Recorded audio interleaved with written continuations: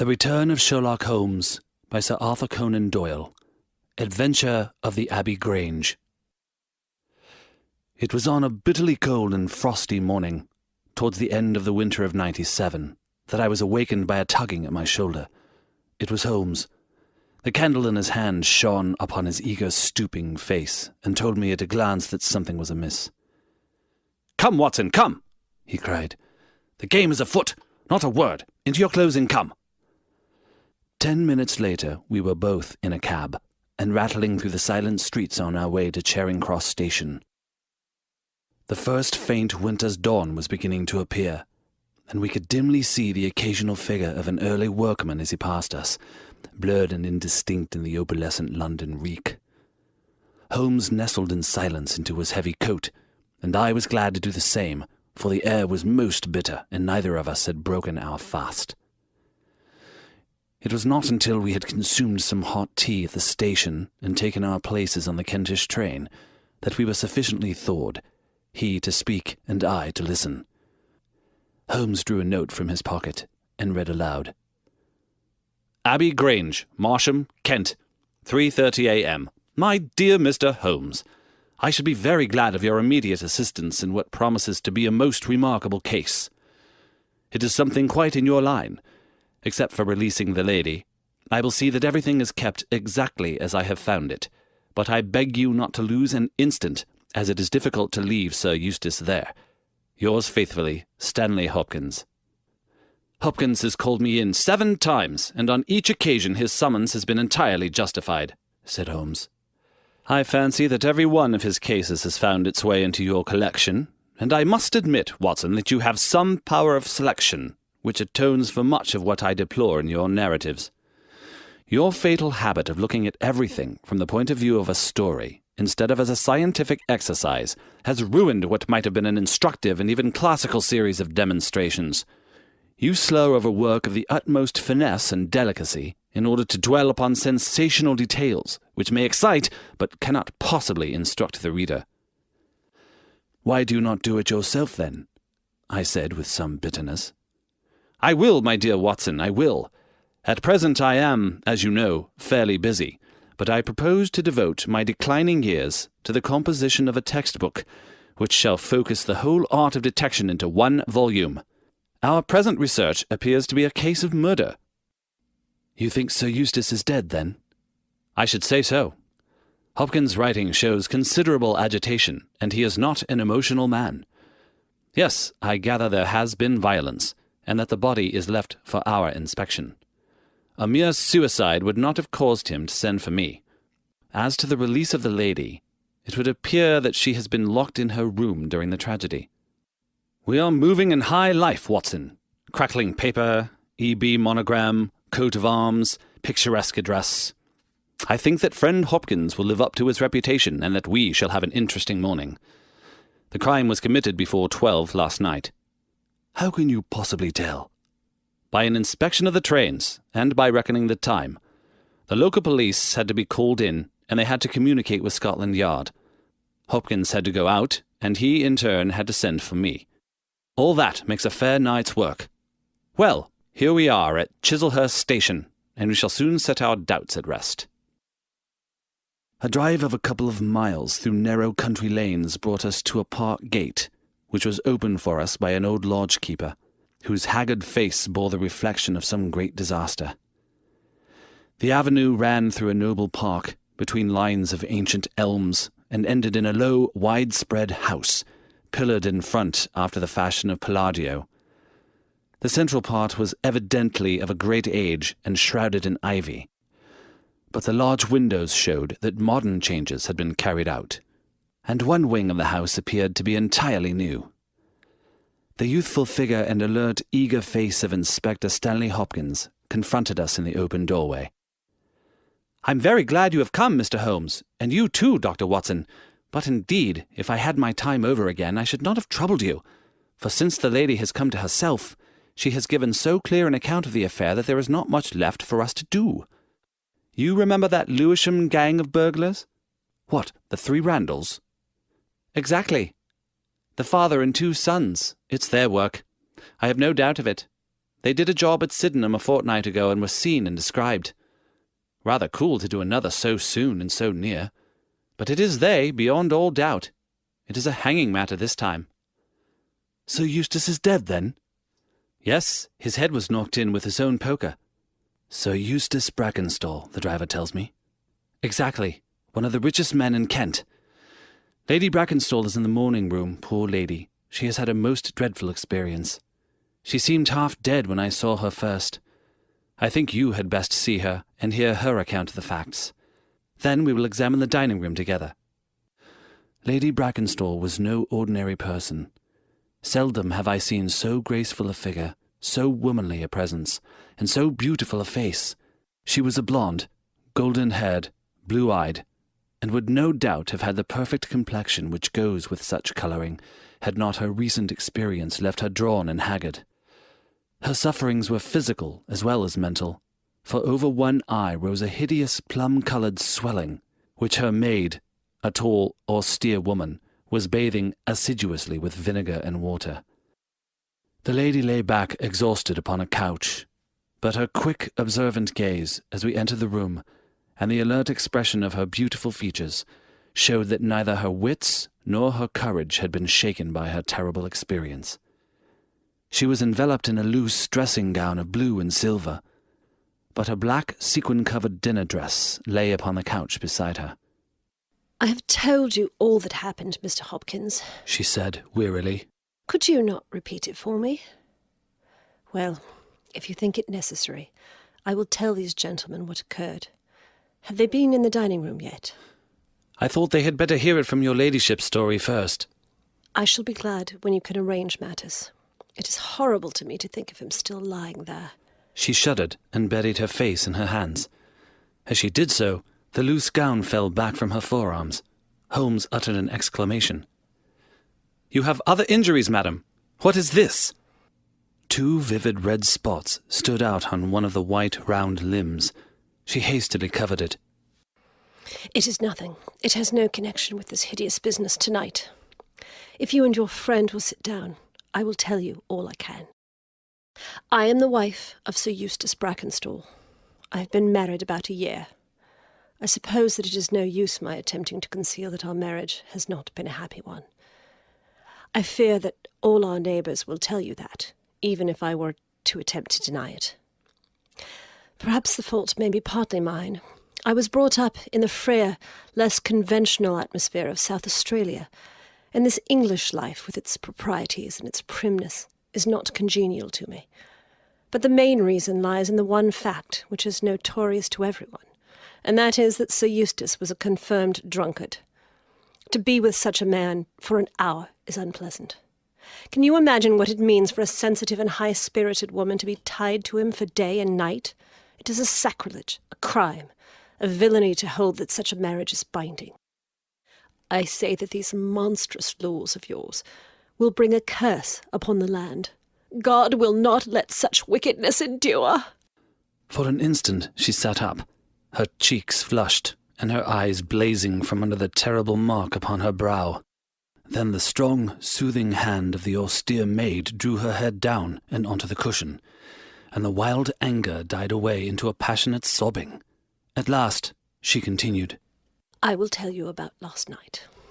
You are aware, perhaps, that in this house all the servants sleep in the modern wing. This central block is made up of the dwelling rooms, with the kitchen behind and our bedroom above. My maid, Teresa, sleeps above my room. There is no one else, and no sound could alarm those who are in the farther wing. This must have been well known to the robbers, or they would not have acted as they did. Sir Eustace retired about 10:30. The servants had already gone to their quarters. Only my maid was up, and she had remained in her room at the top of the house until I needed her services. I sat until after 11 in this room, absorbed in a book. Then I walked round to see that all was right before I went upstairs. It was my custom to do this myself, for, as I have explained, Sir Eustace was not always to be trusted. I went into the kitchen, the butler's pantry, the gun-room, the billiard-room, the drawing-room, and finally the dining-room. As I approached the window, which is covered with thick curtains, I suddenly felt the wind blow upon my face, and realized that it was open. I flung the curtain aside and found myself face to face with a broad-shouldered elderly man who had just stepped into the room. The window is a long French one, which rarely forms a door leading to the lawn. I held my bedroom candle lit in my hand, and by its light, behind the first man, I saw two others who were in the act of entering. I stepped back, but the fellow was on me in an instant. He caught me first by the wrist and then by the throat. I opened my mouth to scream, but he struck me a savage blow with his fist over the eye and felled me to the ground. I must have been unconscious for a few minutes, for when I came to myself I found that they had torn down the bell rope and had secured me tightly to the oaken chair which stands at the head of the dining table. I was so firmly bound that I could not move, and a handkerchief round my mouth prevented me from uttering a sound. It was at this instant that my unfortunate husband entered the room. He had evidently heard some suspicious sounds, and he came prepared for such a scene as he found. He was dressed in nightshirt and trousers, with his favourite blackthorn cudgel in his hand. He rushed at the burglars, but another, it was an elderly man, stooped, picked the poker out of the grate, and struck him a horrible blow as he passed. He fell with a groan, and never moved again. I fainted once more, but again it could only have been for a very few minutes, during which I was insensible. When I opened my eyes, I found that they had collected the silver from the sideboard, and they had drawn a bottle of wine which stood there. Each of them had a glass in his hand. I have already told you, have I not, that one was elderly, with a beard, and the others young, hairless lads. They might have been a father with his two sons. They talked together in whispers. Then they came over and made sure that I was securely bound. Finally they withdrew, closing the window after them. It was quite a quarter of an hour before I got my mouth free. When I did so, my screams brought the maid to my assistance. The other servants were soon alarmed, and we sent for the local police, who instantly communicated with London. That is really all I can tell you, gentlemen, and I trust that it will not be necessary for me to go over so painful a story again. "Any questions, Mr. Holmes?" asked Hopkins. "I will not impose further tax upon Lady Brackenstall's patience and time," said Holmes.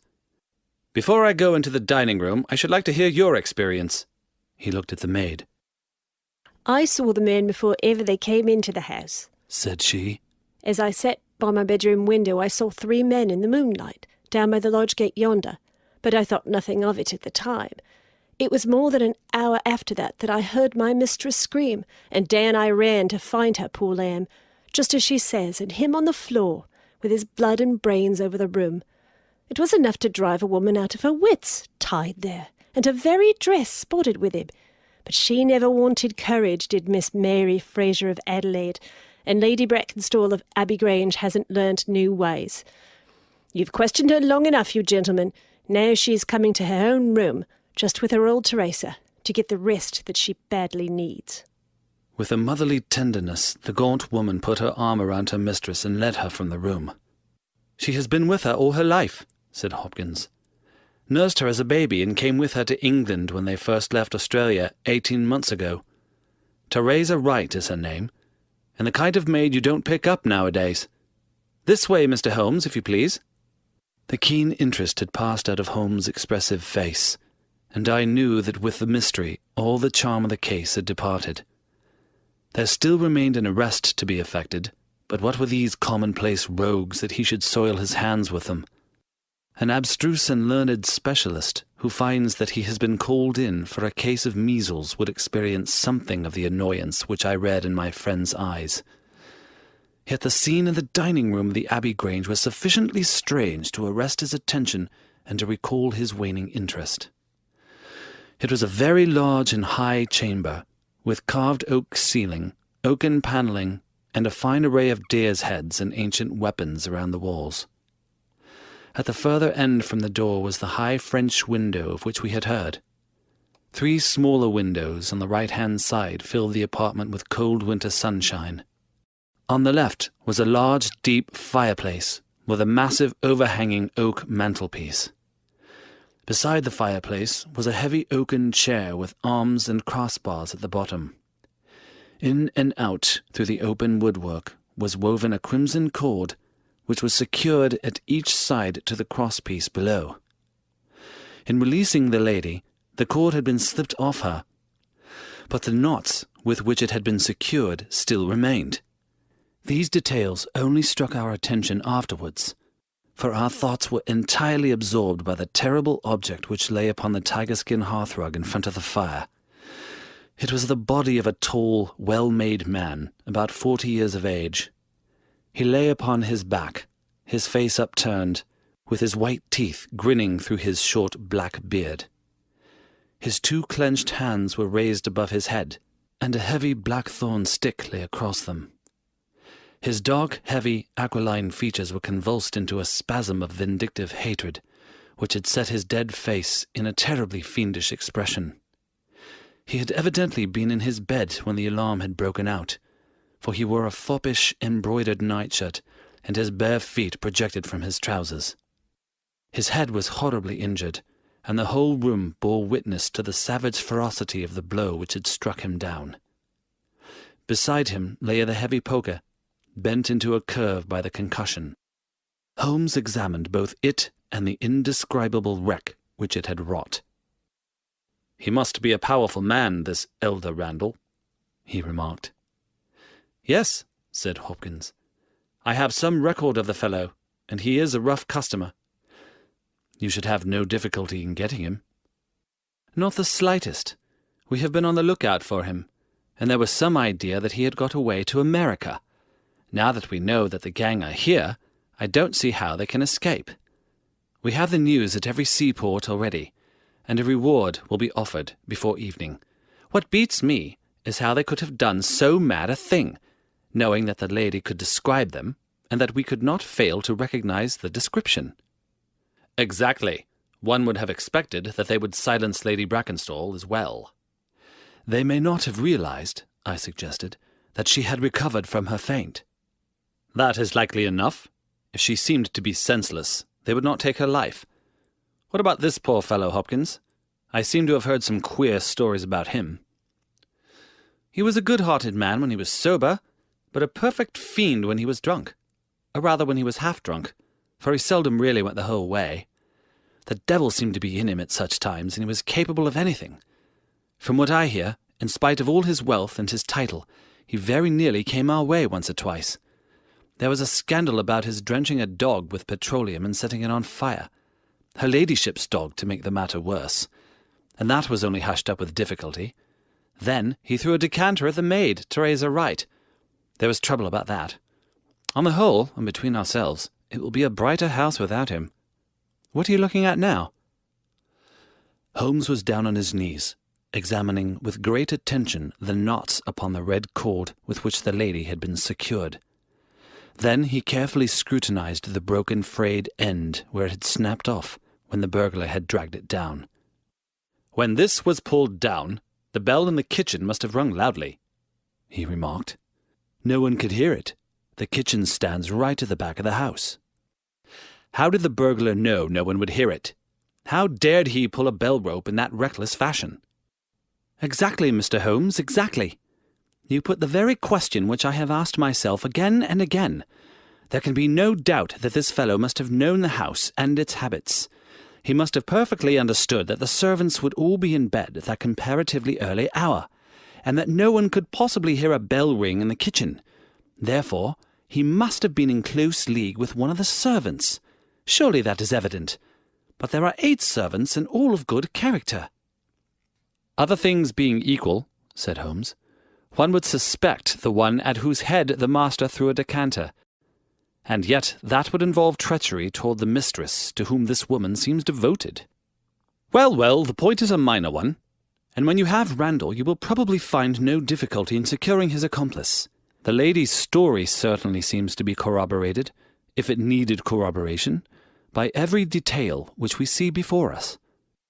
He walked to the French window and threw it open.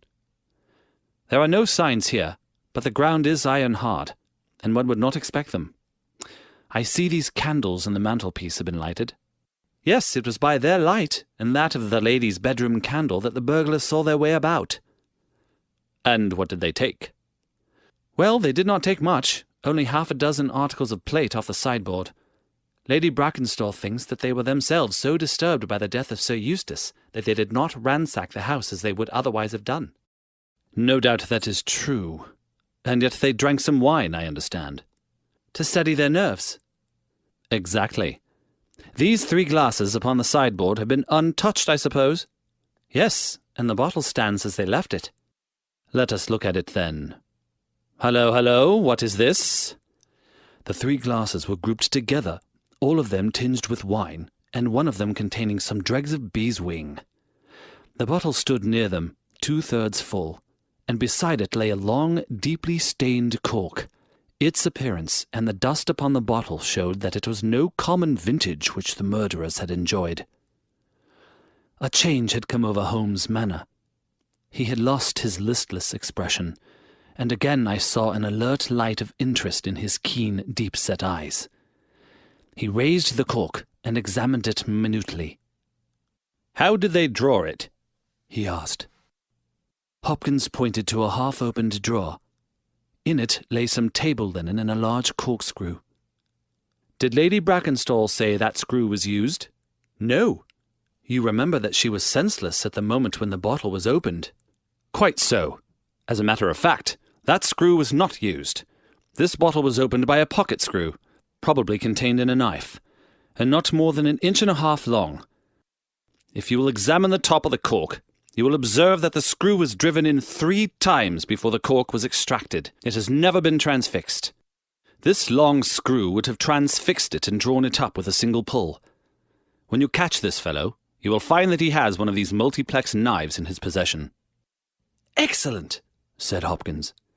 "But these glasses do puzzle me, I confess. Lady Brackenstall actually saw these men drinking, did she not?" "Yes, she was clear about that." "Then there is an end of it. What more is to be said? And yet you must admit that the 3 glasses are very remarkable, Hopkins." "What? You see nothing remarkable? Well, well, let it pass. Perhaps when a man has special knowledge and special powers like my own, it rather encourages him to seek a complex explanation when a simpler one is at hand. Of course, it must be a mere chance about the glasses. Well, good morning, Hopkins. I don't see that I can be of any use to you, and you appear to have your case very clear. You will let me know when Randall is arrested, and any further developments which may occur. I trust I shall soon have to congratulate you upon a successful conclusion. Come, Watson, I fancy that we may employ ourselves more profitably at home." During our return journey, I could see by Holmes' face that he was much puzzled by something which he had observed. Every now and then, by an effort, he would throw off the impression and talk as if the matter were clear, but then his doubts would settle down upon him again, and his knitted brows and abstracted eyes would show that his thoughts had gone back once more to the great dining-room of the Abbey Grange, in which this midnight tragedy had been enacted. At last, by a sudden impulse, just as our train was calling out of a suburban station, he sprang on to a platform and pulled me out after him. "I am sorry to make you the victim of what may seem a mere whim, but on my life, Watson, I simply can't leave that case in this condition. Every instinct that I possess cries out against it. It's wrong. It's all wrong. I'll swear that it's wrong. And yet the lady's story was complete. The maid's corroboration was sufficient. The detail was fairly exact. What have I to put up against that? 3 wine glasses. That is all. But if I had not taken things for granted, if I had examined everything with the care which I should have shown had we approached the case de novo, and had no cut-and-dried story to warp my mind, should I not have then found something more definite to go upon? Of course I should. Sit down on this bench, Watson, until a train for Chislehurst arrives, and allow me to lay the evidence before you, imploring you in the first instance to dismiss from your mind the idea that anything which the maid or her mistress may have said must necessarily be true. The lady's charming personality must not be permitted to warp our judgment. Surely there are details in her story which, if we looked at it in cold blood, would excite our suspicion. These burglars made a considerable haul at Sydenham a fortnight ago. Some account of them and their appearance was in the papers, and would naturally occur to anyone who wished to invent a story in which imaginary robbers should play a part. As a matter of fact, burglars who have done a good stroke of business are, as a rule, only too glad to enjoy the proceeds in peace and quiet without embarking on another perilous undertaking. Again, it is unusual for burglars to operate at so early an hour. It is unusual for burglars to strike a lady to prevent her screaming, since one would imagine that was the sure way to make her scream. It is unusual for them to commit murder when their numbers are sufficient to overpower one man. It is unusual for them to be content with unlimited plunder when there was much more within their reach. And finally, I should say, that it is very unusual for such men to leave a bottle half empty. How do all these unusuals strike you, Watson? Their cumulative effect is certainly considerable, and yet each of them is quite possible in itself. The most unusual thing of all, as it seems to me, is that the lady should be tied to the chair. Well, I am not so clear about that, Watson, for it is evident that they must either kill her or else secure her in such a way that she could not give immediate notice of their escape. But at any rate, I have shown, have I not, that there is a certain element of improbability about the lady's story. And now, on top of this, comes the incident of the wine-glasses. What about the wine-glasses? Can you see them clearly in your mind's eye? I see them clearly. We are told that 3 men drank from them. Does that strike you as likely? Why not? There was wine in each glass. Exactly, but there was beeswing only in one glass. You must have noticed that fact. What does that suggest to your mind? The last glass filled would be most likely to contain beeswing. Not at all. The bottle was full of it, and it is inconceivable that the first 2 glasses were clear and the third heavily charged with it. There are 2 possible explanations, and only 2. One is that after the second glass was filled, the bottle was violently agitated, and so the third glass received the beeswing. That does not appear probable. No, I am sure that I am right. What then do you suppose? That only 2 glasses were used, and that the dregs of both were poured into a third glass, so as to give the false impression that 3 people had been there. In that way, all the beeswing would be in the last glass, would it not? Yes, I am convinced that this is so. But if I have hit upon the true explanation of this one small phenomenon, then in an instant this case rises from the commonplace to the exceedingly remarkable. For it can only mean that Lady Brackenstall and her maid have deliberately lied to us, and that not one word of their story is to be believed, that they have some very strong reason for covering the real criminal, and that we must construct our case for ourselves without any help from them. That is the mission which now lies before us, and here, Watson, is the Sydenham train. The household at the Abbey Grange were much surprised at our return, but Sherlock Holmes, finding that Stanley Hopkins had gone off to report to headquarters, took possession of the dining room, locked the door upon the inside, and devoted himself for 2 hours to one of those minute and laborious investigations which form the solid basis on which his brilliant edifices of deduction were reared. Seated in a corner, like an interested student who observes the demonstration of his professor, I followed every step of that remarkable research. The window, the curtains, the carpet, the chair, the rope, each in turn was minutely examined and duly pondered. The body of the unfortunate baronet had been removed, and all else remained as we had seen it in the morning. Finally, to my astonishment, Holmes climbed up onto the massive mantelpiece. Far above his head hung the few inches of red cord which was still attached to the wire. For a long time he gazed upward at it, and then, in an attempt to get nearer to it, he rested his knee upon a wooden bracket on the wall. This brought his hand within a few inches of the broken end of the rope. But it was not this so much as the bracket itself which seemed to engage his attention. Finally, he sprang down with an ejaculation of satisfaction. "It's all right, Watson," said he. "We have got our case, one of the most remarkable in our collection. But dear me, how slow-witted I have been, and how nearly I have committed the blunder of my lifetime. Now, I think that with a few missing links, my chain is almost complete." "You have got your men?" "Man, Watson, man. Only one, but a very formidable person, strong as a lion.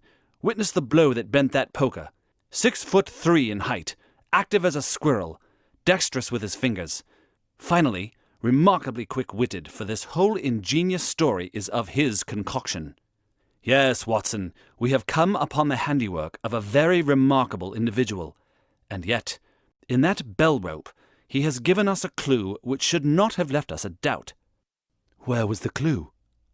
"Well, if you were to pull down a bell-rope, Watson, where would you expect it to break? Surely at the spot where it is attached to the wire. Why should it break 3 inches from the top, as this one has done?" "Because it is frayed there." "Exactly. This end, which we can examine, is frayed. He was cunning enough to do that with his knife. But the other end is not frayed. You could not observe that from here, but if you were on the mantelpiece you would see that it is cut clean off without any mark of fraying whatever. You can reconstruct what occurred. The man needed the rope. He would not tear it down for fear of giving the alarm by ringing the bell. What did he do?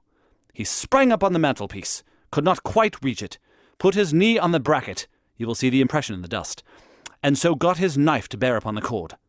I could not reach the place by at least 3 inches. From what I infer, he is at least 3 inches a bigger man than I. Look at that mark upon the seat of the oaken chair. What is it?" "Blood." "Undoubtedly it is blood. This alone puts the lady's story out of court. If she was seated on the chair when the crime was done, how comes that mark? No, she was placed in the chair after the death of her husband. I'll wager that the black dress shows a corresponding mark to this. We have not yet met our Waterloo, Watson, but this is our Marengo, for it begins in defeat and ends in victory. I should like now to have a few words with the nurse, Teresa. We must be wary for a while, if we are to get the information which we want." She was an interesting person, this stern Australian nurse.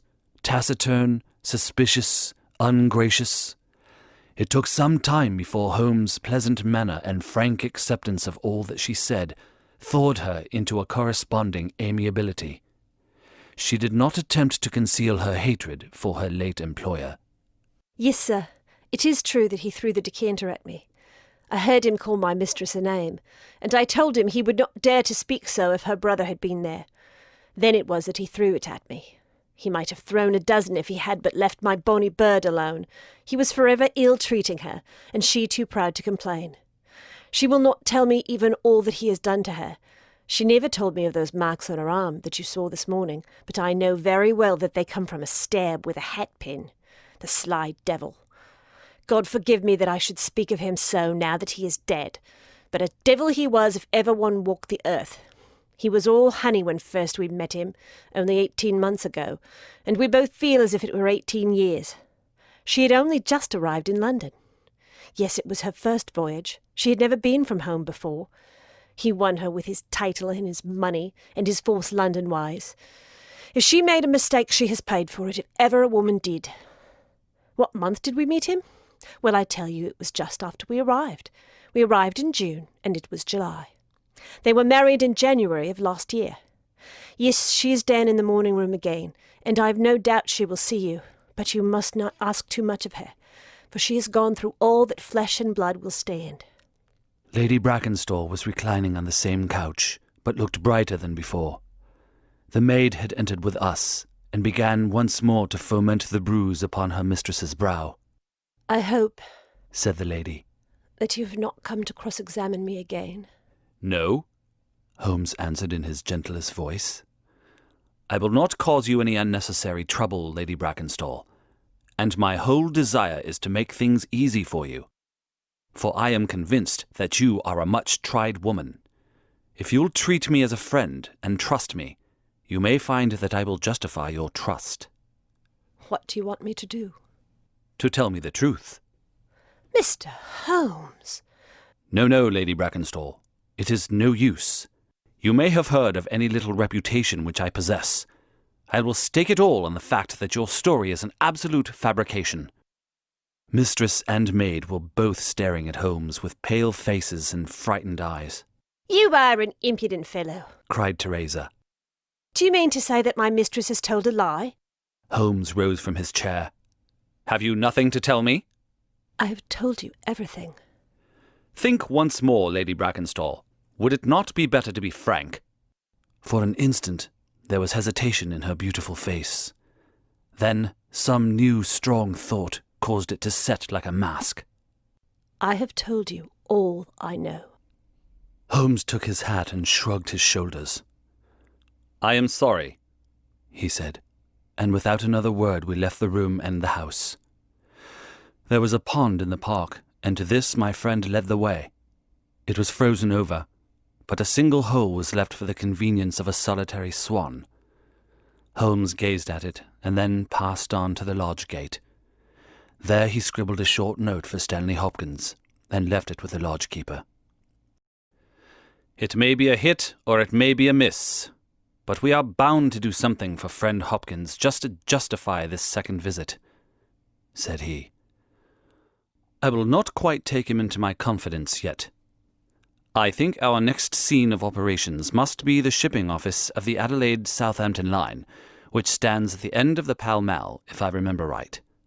There is a second line of steamers which connect South Australia with England, but we will draw a larger cover first." Holmes's cards sent in to the manager ensured instant attention, and he was not long in acquiring all the information he needed. In June of '95, only one of their line had reached a home port. It was the Rock of Gibraltar, their largest and best boat. A reference to the passenger list showed that Miss Fraser of Adelaide, with her maid, had made the voyage in her. The boat was now somewhere south of the Suez Canal, on her way to Australia. Her officers were the same as in '95, with one exception. The first officer, Mr. Jack Croker, had been made a captain and was to take charge of their new ship, the Bass Rock, sailing in 2 days' time from Southampton. He lived at Sydenham, but he was likely to be in that morning for instructions, if we cared to wait for him. No, Mr. Holmes had no desire to see him, but would be glad to know more about his record and character. His record was magnificent. There was not an officer in the fleet to touch him. As to his character, he was reliable on duty, but a wild, desperate fellow off the deck of his ship, hot-headed, excitable, but loyal, honest, and kind-hearted. That was the pith of the information with which Holmes left the office of the Adelaide-Southampton Company. Thence he drove to Scotland Yard, but instead of entering, he sat in his cab with his brows drawn down, lost in profound thought. Finally, he drove round to the Charing Cross telegraph office, sent off a message, and then, at last, we made for Baker Street once more. "No, I couldn't do it, Watson," said he as we re-entered our room. "Once that warrant was made out, nothing on earth would save him. Once or twice in my career, I feel that I have done more real harm by my discovery of the criminal than ever he had done by his crime. I have learnt caution now, and I had rather play tricks with the law of England than with my own conscience. Let us know a little more before we act." Before evening, we had a visit from Inspector Stanley Hopkins. Things were not going very well with him. "I believe that you are a wizard, Mr. Holmes. I really do sometimes think that you have powers that are not human. Now, how on earth could you know that the stolen silver was at the bottom of that pond?" "I didn't know it." "But you told me to examine it." "You got it, then?" "Yes, I got it. I am very glad if it helped you." "But you haven't helped me. You have made the affair far more difficult. What sort of burglars are they who steal silver and then throw it into the nearest pond?" "It was certainly rather eccentric behavior. I was merely going on the idea that if the silver had been taken by persons who did not want it, who merely took it for a blind, as it were, then they would naturally be anxious to get rid of it." "But why should such an idea cross your mind?" "Well, I thought it was possible. When they came out through the French window, There was the pond with one tempting little hole in the ice right in front of their noses. Could there be a better hiding place? Ah, a hiding place! That is better! Cried Stanley Hopkins. Yes, I see it all now. It was early. There were folk upon the roads. They were afraid of being seen with the silver, so they sank it in the pond, intending to return for it when the coast was clear. Excellent, Mr. Holmes. That is better than your idea of a blind. Quite so. You have got an admirable theory. I have no doubt that my own ideas were quite wild, but you must admit that they have ended in discovering the silver. Yes, sir, yes, it was all your doing. But I have had a setback. A setback? Yes, Mr. Holmes. The Randall gang were arrested in New York this morning. Dear me, Hopkins, that is certainly rather against your theory that they committed the murder in Kent last night. It is fatal, Mr. Holmes, absolutely fatal. Still, there are other gangs of 3 besides the Randalls, or it may be some new gang of which the police have never heard. Quite so, it is perfectly possible. What, are you off? Yes, Mr. Holmes. There is no rest for me until I have got to the bottom of the business. I suppose you have no hint to give me? I have given you one. Which? Well, I suggested a blind. But why, Mr. Holmes, why? Ah, that's the question, of course. But I commend the idea to your mind. You might possibly find that there was something in it. You won't stop for dinner? Well, goodbye, and let us know how you get on. Dinner was over and the table cleared before Holmes alluded to the matter again. He had lit his pipe and held his slippered feet to the cheerful blaze of the fire. Suddenly he looked at his watch. I expect developments, Watson. When? Now, within a few minutes. I dare say you thought I acted rather badly to Stanley Hopkins just now. I trust your judgment. A very sensible reply, Watson. You must look at it this way. What I know is unofficial. What he knows is official. I have the right to private judgment, but he has none. He must disclose all, or he is a traitor to his service. In a doubtful case, I would not put him in so painful a position, and so I reserve my information until my own mind is clear upon the matter. But when will that be? The time has come. You will now be present at the last scene of a remarkable little drama. There was a sound upon the stairs, and our door was opened to admit as fine a specimen of manhood as ever passed through it. He was a very tall young man, golden moustached, blue-eyed, with a skin which had been burned by tropical suns, and a springy step which showed that the huge frame was as active as it was strong. He closed the door behind him, and then he stood with clenched hands and heaving breast, choking down some overmastering emotion. "Sit down, Captain Croker. You got my telegram?" Our visitor sank into an armchair and looked from one to the other of us with questioning eyes. "I got your telegram, and I came at the hour you said. I heard that you had been down to the office. There was no getting away from you. Let's hear the worst. What are you going to do with me? Arrest me? Speak out, man! You can't sit there and play with me like a cat with a mouse." "Give him a cigar," said Holmes. "Bite on that, Captain Croker, and don't let your nerves run away with you. I should not sit here smoking with you if I thought that you were a common criminal. You may be sure of that. Be frank with me, and we may do some good. Play tricks with me, and I'll crush you." "What do you wish me to do?" "To give a true account of all that happened at the Abbey Grange last night. A true account, mind you, with nothing added and nothing taken off. I know so much already that if you go 1 inch off the straight, I'll blow this police whistle from my window, and the affair goes out of my hands forever." The sailor thought for a little. Then he struck his leg with his great sunburned hand. "I'll chance it," he cried. "I believe you are a man of your word, and a white man, and I'll tell you the whole story. But one thing I will say first. So far as I am concerned, I regret nothing, and I fear nothing, and I would do it all again and be proud of the job. Damn the beast! If he had as many lives as a cat, he would owe them all to me. But it's the lady, Mary Fraser, for never will I call her by that accursed name. When I think of her getting into trouble, I, who would give my life just to bring one smile to her dear face, It's that turns my soul into water. And yet, what less could I do? I'll tell you my story, gentlemen, and then I'll ask you, as man to man, what less could I do? I must go back a bit. You seem to know everything, so I expect that you know that I met her when she was a passenger, and I was first officer of the Rock of Gibraltar. From the first day I met her, she was the only woman to me. Every day of that voyage I loved her more, and many a time since have I kneeled down in the darkness of the night watch and kissed the deck of that ship because I knew her dear feet had trod it.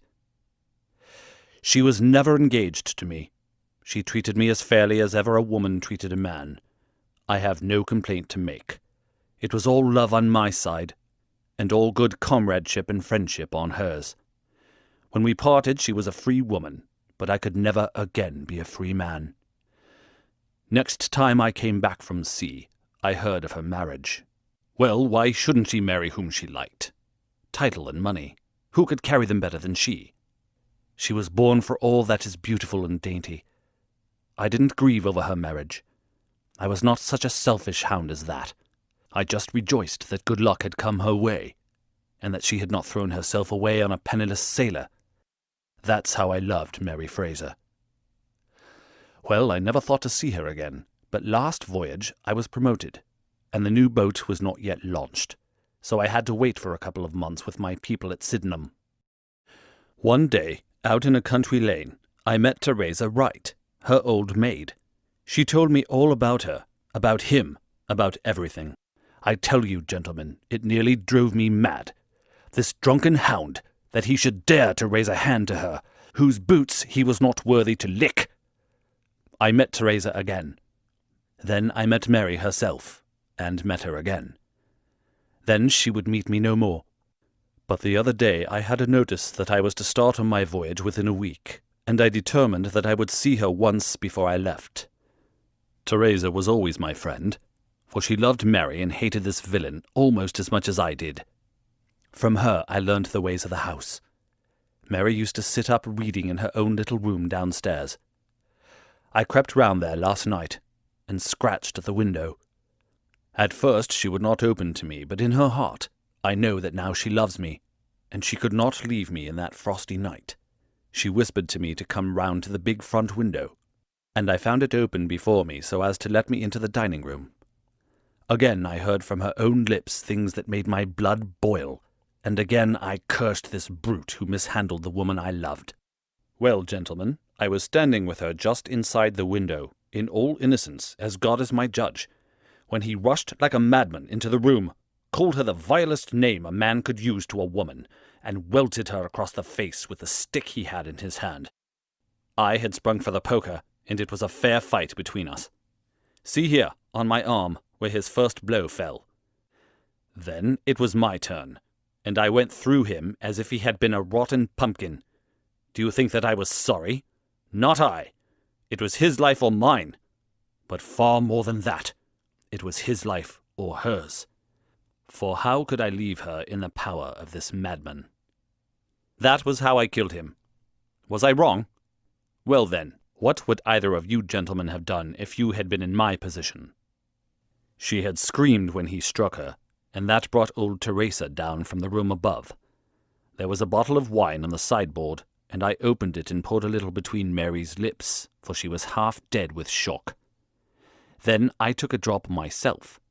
Teresa was as cool as ice, and it was her plot as much as mine. We must make it appear that burglars had done the thing.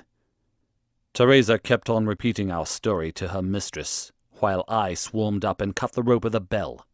Then I lashed her in her chair, and frayed out the end of the rope to make it look natural. Else they would wonder how in the world a burglar could have got up there to cut it.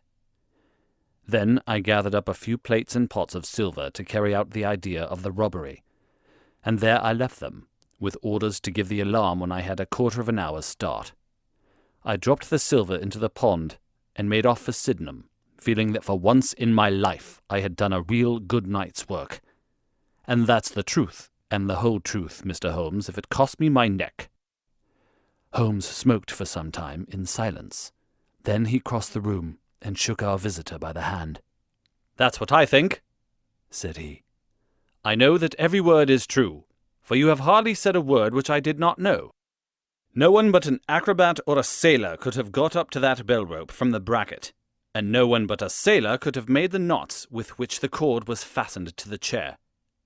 Only once had this lady been brought into contact with sailors, and that was on her voyage, and it was someone of her own class of life, since she was trying hard to shield him, and so showing that she loved him.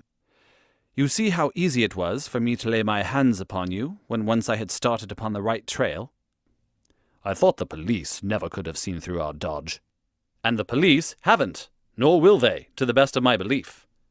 Now look here, Captain Croker, this is a very serious matter, though I am willing to admit that you acted under the most extreme provocation to which any man could be subjected. I am not sure that in defense of your own life your action will not be pronounced legitimate. However, that is for a British jury to decide. Meanwhile, I have so much sympathy for you that, if you choose to disappear in the next 24 hours, I will promise you that no one will hinder you." "And then it will all come out?" "Certainly it will come out." The sailor flushed with anger. "What sort of proposal is that to make to a man? I know enough of law to understand that Mary would be held as an accomplice. Do you think I would leave her alone to face the music while I slunk away? No, sir. Let them do their worst upon me. But for heaven's sake, Mr. Holmes, find some way of keeping my poor Mary out of the courts." Holmes, for a second time, held out his hand to the sailor. "I was only testing you, and you ring true every time. Well, it is a great responsibility that I take upon myself, but I have given Hopkins an excellent hint, and if he can't avail himself of it, I can do no more. See here, Captain Croker, we will do this in due form of law. You are the prisoner. Watson, you are a British jury, and I never met a man who was more eminently fitted to represent one. I am the judge. Now, gentlemen of the jury, you have heard the evidence. Do you find the prisoner guilty or not guilty?" "Not guilty, my lord," said I. "Vox populi, vox Dei. You are acquitted, Captain Croker. So long as the law does not find some other victim, you are safe from me. Come back to this lady in a year, and may her future and yours justify us in the judgment which we have pronounced this night." End of the Adventure of the Abbey Grange.